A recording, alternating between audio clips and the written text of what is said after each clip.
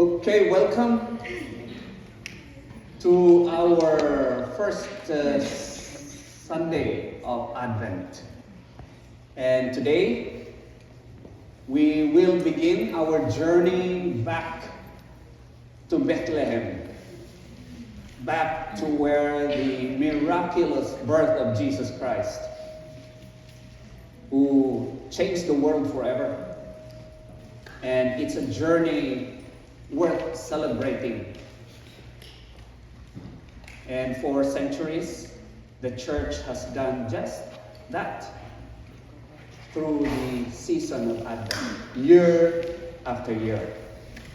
And for those of you who needs some kind of refreshing or refresher on the season, Advent is a significant religious season observed in various Christian denominations, particularly in the Western Christian tradition. And this encompasses 4 weeks starting today and leads to the Christmas Day, Christmas celebration. And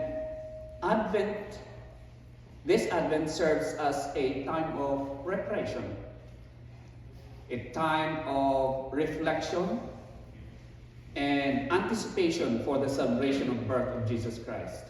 And this is symbolized by Christmas. And so the word Advent is derived from the Latin word adventus. What does adventus mean? Adventus means coming or arrival. Coming or arrival. And during this season, Christians focus on the themes of, first, hope, peace, joy, and love. Okay?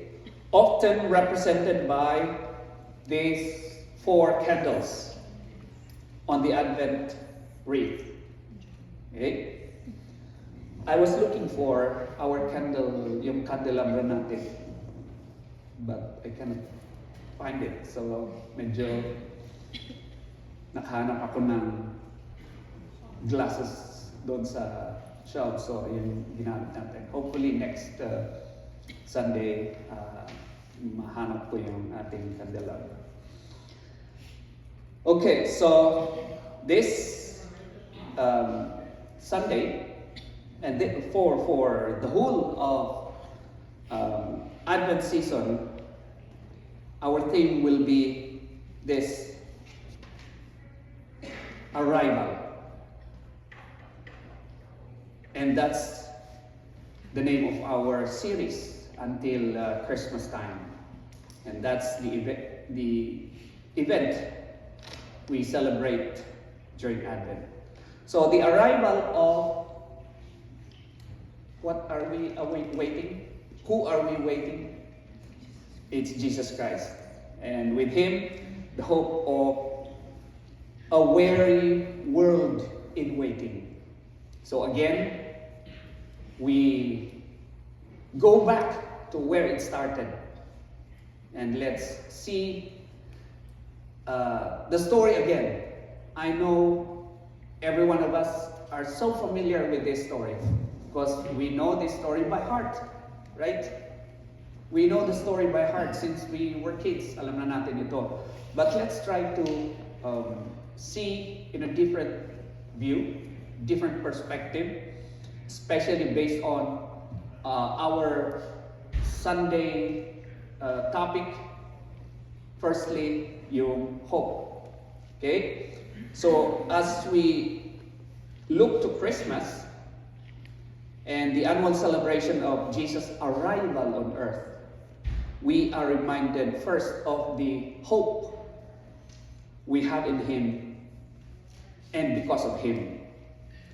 So itong birth of Jesus, among other things, was first prophesied long ago, before his eventual arrival. Bago pa lang siya dumating sa Bethlehem, na-prophesy na yung kanyang pagdating years before. Okay? For many, these prophesied events gave them great hope, especially those people before. Sa ngayon, medyo hindi natin ma-appreciate. Siguro hindi natin ma-feel yung feeling nila when they were awaiting for this Messiah. But let's try to go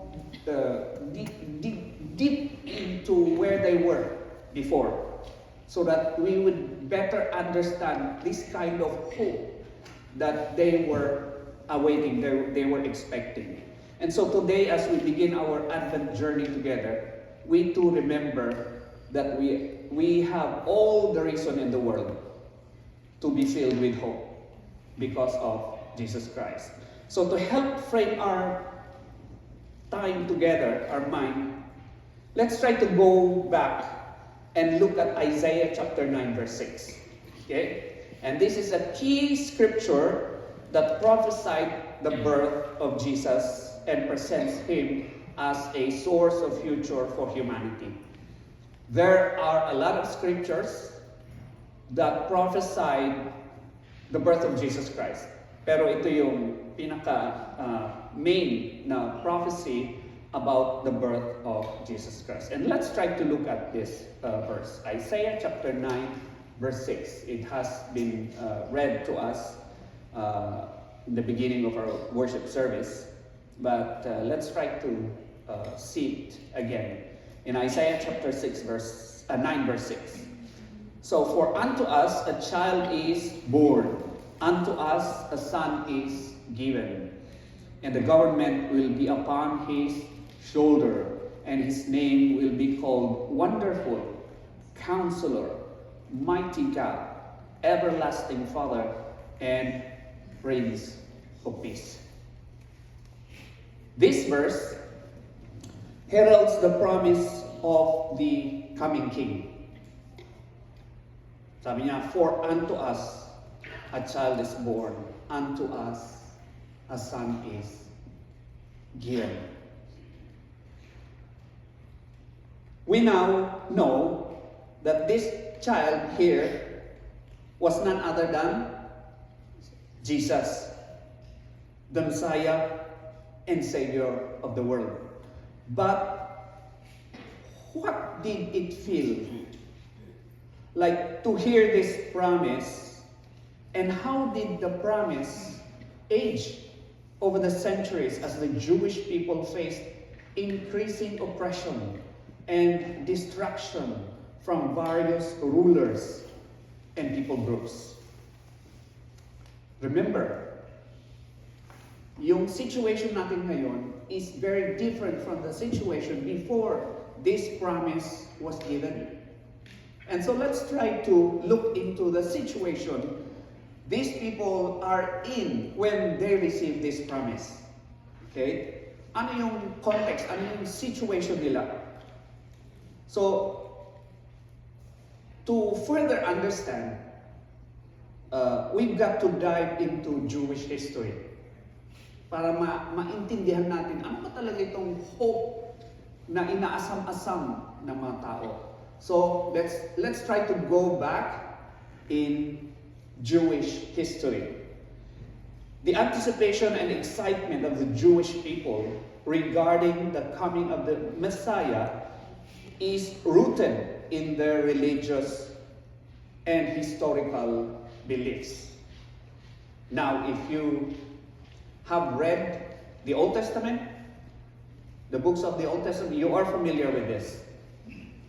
Especially doon sa context ng Judaism, yung kanilang religion noon and sa ngayon, hanggang sa ngayon. It is important to understand that the concept of the Messiah and the associated hopes varied across different periods in Jewish history and among different Jewish communities. Now, those of you who have Jewish employers, you would understand, especially if you observe their lifestyle. Okay? So, historically speaking, yung mga Jewish people have faced various forms of oppression. Hindi lang oppression, persecution, and frustration. We know that if we have read the history of the Israelites in the Old Testament, right? Now, let's try to see. So here is a brief overview of some of the key events that contributed to their longing for a Messiah. So ito yung mga events na nag-contribute doon sa feeling nila, sa longing nila na sana magkaroon ng Messiah, na sana we have this Messiah with us. Unang-una, yung biblical and exilic period. We are familiar with the Babylonian exile, right? Na nangyari 586 to 538 BC. And this marked a significant period of suffering and displacement for the Jewish people. If you have read the Old Testament, especially it's a later part of the Old Testament, you see how these people, the Jewish people, were uprooted from their land and they were exiled to where? Babylon. And from Babylon, we read those stories. You know those stories that happened in Babylon? Anong papasok sa isip nyo? Daniel, who else? The four friends. Okay? Yeah, what else? And other stories na nangyari doon sa Babylon. So these are the people that came from their land, from Jerusalem, from Canaan, and they were uprooted, exiled into Babylon. Okay? This marks significant period of suffering and displacement for the Jewish people. They were forcibly removed from their homeland and experienced oppression, loss of cultural and religious freedom. Nawalan sila ng yung kanilang cultural identity and religious freedom, nawala because they were taken into a different land with a different leader and different culture. And so we have heard the story about Daniel and his friends and other stories. And hindi lang yon, other historical events such as the Assyrian conquest and subsequent exiles then that also caused immense suffering and desire for liberation. Because of these exiles, nagkaroon sila ng longing, desire na ma-liberate from this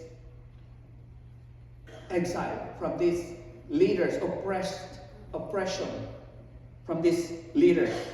So, biblical and exilic period. Another is, after that, sumunod yung Roman occupation. Nung nakabalik na sila sa Jerusalem, sa Canaan, di ba, pinabalik din sila. Some died, but some returned. And then they rebuilt the city. Nehemiah rebuilt the walls. Then they were back again in their homeland. And then the New Testament came. Okay?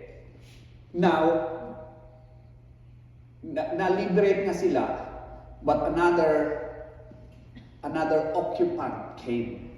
And this is the Romans. Okay?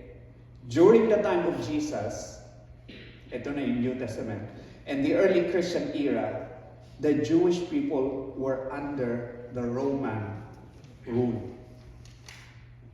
Okay? So the Romans imposed heavy taxes. Ito yung mga Jewish were hard up in paying taxes. Kaya nagkaroon ng story the tax collector, si Matthew, tax collector who were converted and became a disciple. So those stories nangyari dito sa time na ito because they were heavily taxed. There were restrictions sa kanilang religious practices. And the Roman soldiers were very oppressive doon sa mga Jews. Okay? So again, from that exile in Babylon, nakabalik nga sila sa kanilang homeland. Ito naman ngayon ang Roman occupation. Okay? The Romans imposed heavy taxes, restrictions sa kanilang religious practice, and often subjected to brutal punishment for dissent. Bawal ang mag-rally, bawal ang maggrupo-grupo. Pag nakita ng mga Roman soldiers, they will quash it. Okay? So in these two periods, specifically, yung frame na the Jewish hopes for a Redeemer. Dito sa experience nila from the exile in Babylon to the Roman occupation, na-frame yung pag-asa ng mga Jews for somebody to redeem them. Somebody to help them out of this oppression.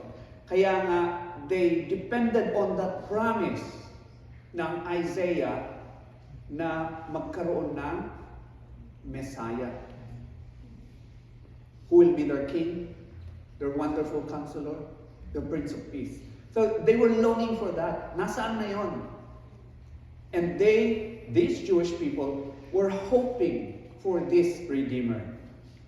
And believe it or not, hanggang ngayon, some of them are still hoping. Especially yung mga employer nyo na Jewish. Right? You can attest to this. That until now, they're still hoping for this Messiah. Especially now that Israel is still oppressed by their neighbors, Muslim country neighbors, who wanted them to be destroyed. And so, andun pa rin yung longing na, Lord, come. I mean, where's the Messiah? They're still looking for that. Because they didn't know that Jesus Christ came. They don't believe in Jesus Christ. Okay? They were expecting for somebody na kingly. Hindi yung naipanganak lang sa sabsaban. Hindi yun. They needed somebody na siguro military, a soldier, a very influential politician maybe, or they say it's a great rabbi. Okay?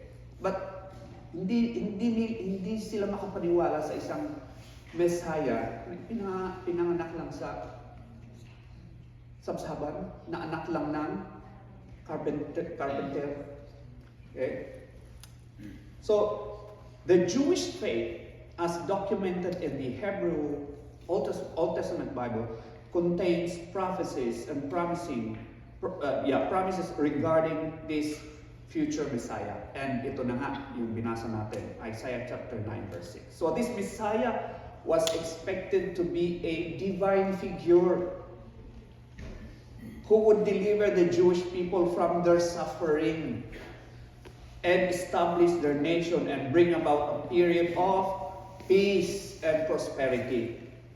And because of this belief, and because of this hope, there were heavy expectations placed on the coming Messiah.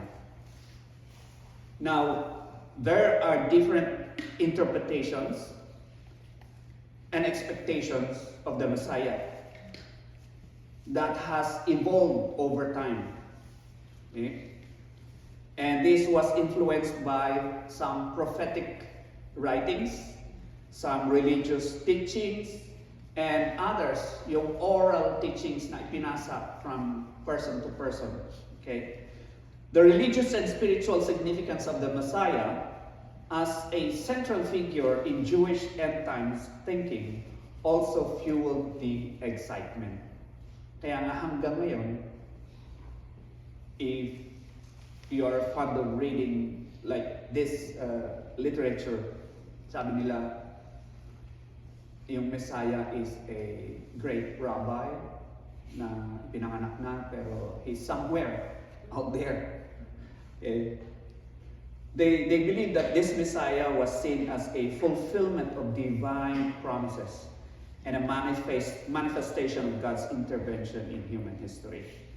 Messiah represented the hope for a future where the Jewish people would be redeemed, restored to their homeland, and returned to a time of peace and prosperity. So this messianic belief provided hope, it provided solace during difficult times, and fostering images of better future and a deep desire for liberation from oppression as well as suffering. So maraming mga interpretations ng about the Messiah's role and timing. And magkakaiba dyan among Jewish communities. But the common theme was the anticipation of a figure who would bring about significant transformation sa kanilang buhay and society. And it's against this historical backdrop that we begin to understand what a verse like Isaiah chapter 9 verse 6 may mean to the Jewish people, and how we can contribute to find hope in the promises of God as we read the same verse today. Although there's a lot of Jews na convert na who believed na si Jesus was really the Messiah. Maraming mga Jews ang na-convert. And so this is the hope that we also have. Now, at present, we know that Jesus came. Okay? Jesus came, and this is the fulfillment of this hope. Now, let's try to see the titles of this Messiah naming our hope. Okay? At unang-unang binigay ni Isaiah na name dyan is a wonderful counselor. Okay? Wonderful counselor. Pele Yuetz. This is the Hebrew word for wonderful counselor. It combines wonder, or the Pele, and counselor, Yuetz. So, wonder, counselor, Pele Yuetz. And this suggests supernatural wisdom and guidance. And so this title reflects the Messiah's role as a divine strategist, one who offers perfect insight, as well as comfort and direction. And it echoes the wisdom of Christ in his teachings and parables, as well as his ability to speak to the heart of every situation. We can see this in the New Testament. Okay? We can read this in the New Testament. In the original Hebrew word, wonderful counselor can be understood as a miraculous advisor or extraordinary strategist. And this speaks of Jesus' wisdom and guidance and brings about supernatural insight and counsel to those who follow him. Meaning, Jesus is seen as the ultimate source of wisdom and guidance, and provides unparalleled advice and direction to those who seek him. So that if you wanted to have this kind of wisdom, this kind of advice, this kind of direction, all you have to do is seek him. Okay? Because he is the wonderful counselor. He speaks to our confusion with clarity. Yung kanyang counsel, hindi lang ito wise, kundi it's wonderful. Sinusurpass niya yung human understanding. Sa James 1 chapter 5, if any of you lacks wisdom, let him ask of God, because he is the wonderful counselor. And so, we needed him. Second name that was given by Isaiah is a mighty God.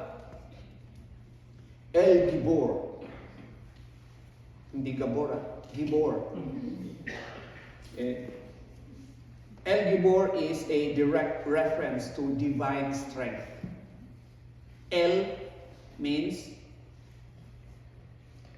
God. El. And Gibor means mighty or warrior.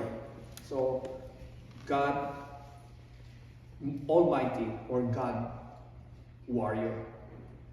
Mighty God. So this name affirms the Messiah's deity and power to save. Not only to save, but to protect and overcome evil. And this links Jesus to the Holy One of Israel and portrays him as the victorious king who defeats sin and death. Mighty God implies strength, it implies power, and it implies sovereignty. And it acknowledges Jesus as the divine, possessing the power and authority that belongs to God. So what does this mean to us? It means that Jesus is recognized as not just a man, he's not just a prophet, but as a God incarnate, displaying divine strength and might. So, to us, he's not just a helper. He is also a warrior. Warrior who fights for us. He will fight for us. He will conquer sin, and he will reign in power. Sabi nga sa Exodus 15:3, the Lord is a warrior. The Lord is his name.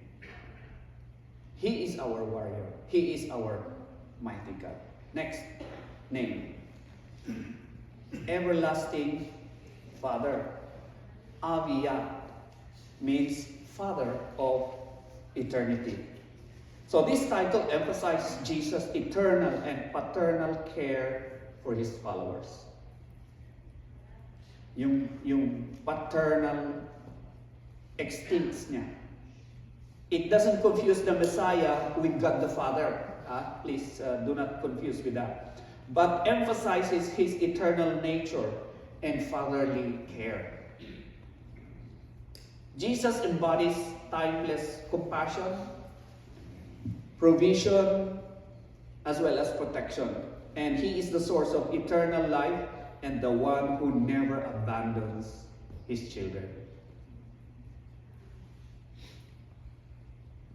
So, he is eternally present, never abandoning his children. So that's a promise for us, right? As an everlasting Father, that's a promise for us, that he will not abandon us. that He will not leave us, never abandoning His children. His love is fatherly. Parang isang pagmamahal ng isang ama. Okay? How would you describe the love of a father? Very protective, right?